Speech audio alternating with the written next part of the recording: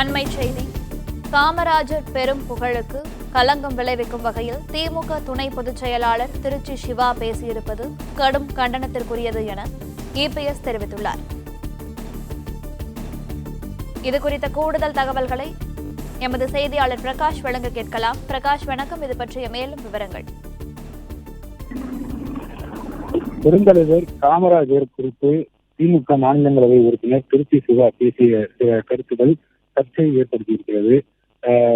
காங்கிரஸில் இருக்கக்கூடிய சில தலைவர்கள் கூட இதற்கு எதிர்ப்பு தெரிவித்த சூழ்நிலையில் எதிர்க்கட்சித் தலைவரும் அதிமுக பொதுச் செயலாளருமான எடப்பாடி பழனிசாமி திருச்சி சிவாவின் சர்ச்சைக்குரிய கருத்துக்களுக்கு கண்டனம் தெரிவித்திருக்கிறார்.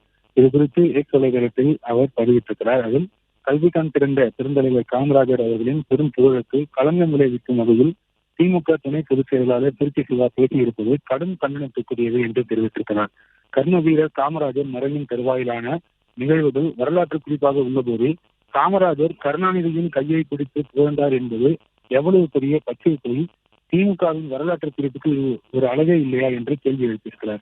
பெருந்தலைவர் காமராஜர் பற்றி திரு ஸ்டாலினும் திமுகவும் பேசுவதெல்லாம் மதைமுரண் என்று தெரிவித்திருக்கக்கூடிய எடப்பாடி பழனிசாமி பெருந்தலைவர் குறித்து சர்ச்சையான விவாதங்கள் நடப்பது சரியில்லை என்றால் அந்த சர்ச்சையை ஆரம்பித்தது யார்? உங்கள் கட்சியின் மாநிலங்களவை குழு தலைவர் திமுக துணை பொதுச் செயலாளர் திருச்சி சிவாதானே என்று கேள்வி எழுப்பியிருக்கிறார். அதை வைத்து சமூக ஊடகங்கள் முழுக்க ஐயா காமராஜர் குறித்த அவதூறுகளை அள்ளி வீசிக் கொண்டிருப்பது உங்கள் திமுக புத்தரிமைகள் தானே என்று எடப்பாடி பழனிசாமி கேள்வி எழுப்பியிருக்கிறார். காமராஜர் குறித்த கருணாநிதியின் பழைய முரசொலி சித்திரங்களை எல்லாம் யாரும் மறந்துவிடவில்லை.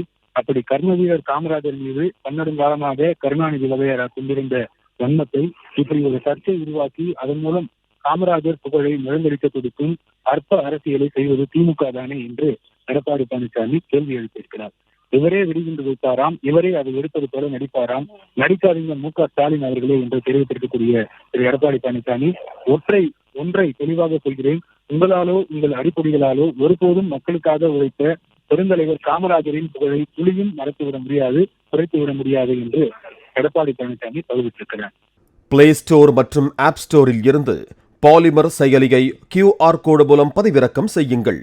செய்திகளை உடனுக்குடன் பெறுங்கள்.